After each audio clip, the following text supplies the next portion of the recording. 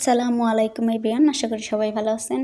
আমিও ভালো আছি আলহামদুলিল্লাহ। তো আজকে চলে আসলাম একটা বিয়েবাড়ির লং ভিডিও নিয়ে। আর বিয়েবাড়িটার কীভাবে ডেকোরেশন করা হয়েছে, কত কত মানুষ আসছে, বিয়েবাড়ির কী কার্যকলাপ, বউ কেমন, সব কিছু এভরিথিং সব কিছু আপনাদের দেখাবো। প্রথম থেকে দেখতে থাকুন ভিডিওটা।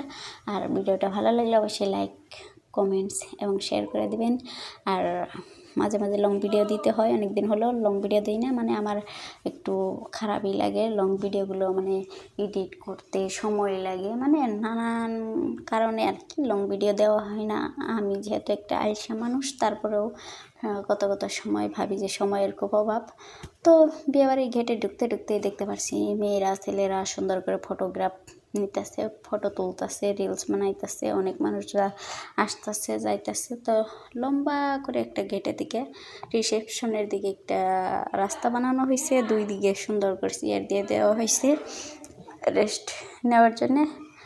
তো ঢুকতে ঢুকতে দেখতে পারলাম বিয়েবাড়ির রিসেপশনে বউকে সাজিয়ে বসানো হয়েছে। আর এখানে কিন্তু অনেক দর্শকরা বসে বসে দেখতেছে, বউ দেখতেছে, মানুষ দেখতেছে। তো আমার সব থেকে ভালো লাগে বিয়েবাড়ির ডেকোরেশন এবং বিয়েবাড়ির বউ এবং সাজুগুজু করা অন্যান্য মানুষদেরকে কি সুন্দর লাগে বিয়ের সময়। কিন্তু আমি এটাই বেশি বেশি পর্যবেক্ষণ করি, বিয়েতে কি খেতে দিল না খেতে দিল ওটা আমার কাছে বেশি বড় বিষয় না।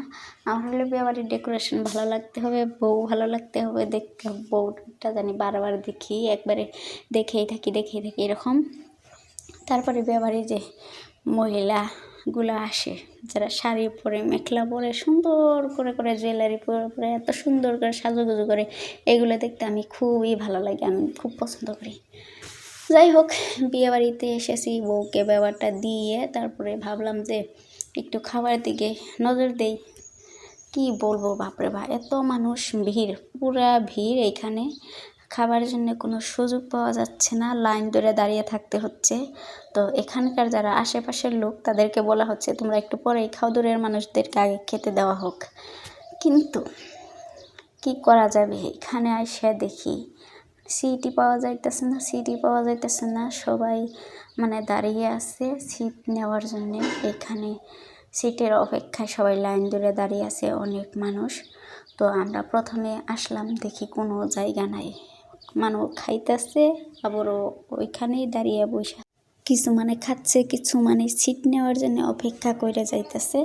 যাই হোক, কিছু সময় অপেক্ষা করার পরে দেখলাম যে সিট তো পাইতেছি না। তো ভাবলাম যে অন্য কাউকে বলে রাখলাম যে আমাদের জন্য সিটটা রেখে দিও। তো সেটা বলে আবার রিসেপশনের দিকে চলে আসলাম। রিসেপশনের দিকে আবার নতুন নতুন মানুষ আসলে সবাইকে আবার মানে নানান ধরনের ফটোগ্রাফ নেওয়া হচ্ছে বউয়ের সাথে একসাথে। সুন্দর সুন্দর লেডিসরা দেখছেন কি সুন্দর করে কাপড় পরিধান করে, কি সুন্দর স্টাইলে হাঁটছে, খুবই ভালো লাগছে আমার সাজুগুজু। তো বউয়ের সাথে একসাথে বসে একটু কয়েকটা ফটো নিলাম, রিলস ভিডিও বানাইলাম। তারপরে আবারও যাব, এখন দেখি খাওয়া দাওয়ার দিকে একটু নজর দিয়ে আসি। ও হো হো, মনেই নাই বিয়েটা কার, সেটা তো আগে শুনতে হবে, তাই না? আপনাদের জানতে হবে। বিয়ে হলো খালাতো ভাইয়ের, মার হইল জ্যাঠাতো বোনের ছেলের বিয়ে। এখন বুঝতে পারছেন কার বিয়ে। যাই হোক, তো আমরা আবার এখানে ভিডিও করার পরে আমি বান্ধবীকে বললাম একটু রিলস বানিয়ে দাও। এদিকে আমি মুখের ভিতরে দিয়ে দিলাম পানের ডিব্বা। এখন আর কোনো কিছু বলতে পারবো না, জাস্ট ভিডিও চলবে, আপনারা দেখতে থাকুন। ভিডিওটা কেমন লাগছে অবশ্যই কিন্তু কমেন্টস করে জানাবেন। আর মাঝে মধ্যে লং ভিডিও আপলোড দিয়ে থাকবো, আপনারা অবশ্যই দেখবেন।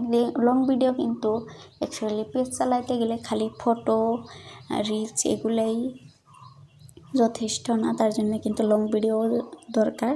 কিন্তু আজকের ভিডিওটা একটু বেশি লং হয়ে গেছে, যেহেতু বিয়েবাড়ির একটা ব্যাপার, তাই ভিডিওটা একটু লং হয়েছে। কিন্তু পরবর্তীতে একটু শর্ট করার চেষ্টা করব, আপনারা ভিডিওগুলো দেখতে থাকবেন।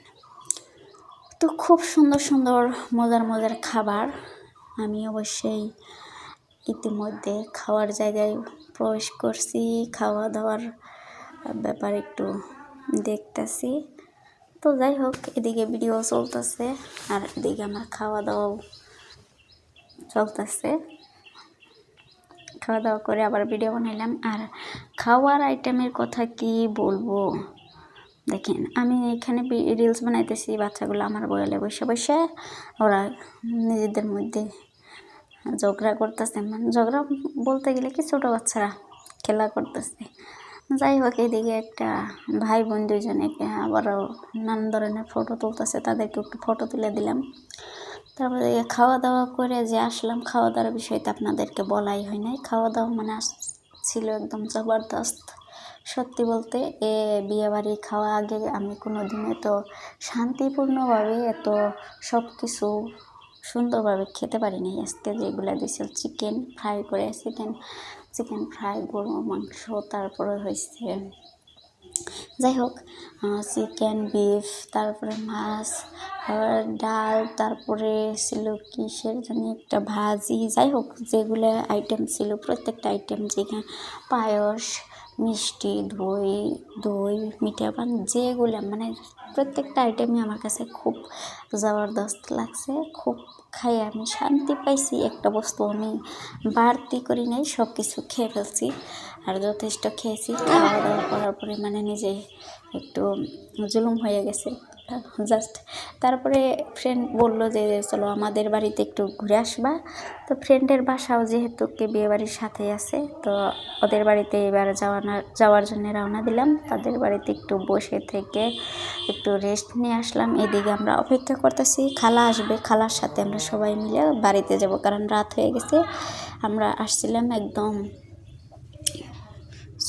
এই ক্ষেতের মাছ দিয়ে, তো রাত করে তো রাস্তাতে ঘুরে যেতে হবে, তার জন্য তাদের সাথে যাব। যাই হোক এদিকে আবার চলছে ফটোগ্রাফি, ফ্যামিলি ফটোগ্রাফি চলতেছে। তো এই ফ্রেমে পরিয়ালের সবাই 5টা ভাই 5টা বউ সবাইকে মিলে একসাথে ফটো তোলা হচ্ছে।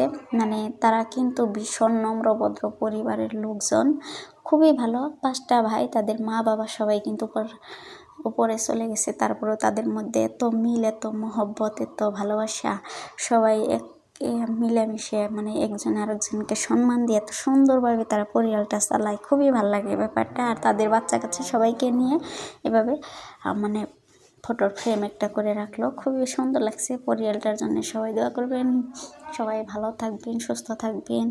তারপরে সবার জন্য সবাই সুন্দর সুন্দর দোয়া রাখবেন। তো সবাই ভালো থাকুন, টাটা, বাই বাই।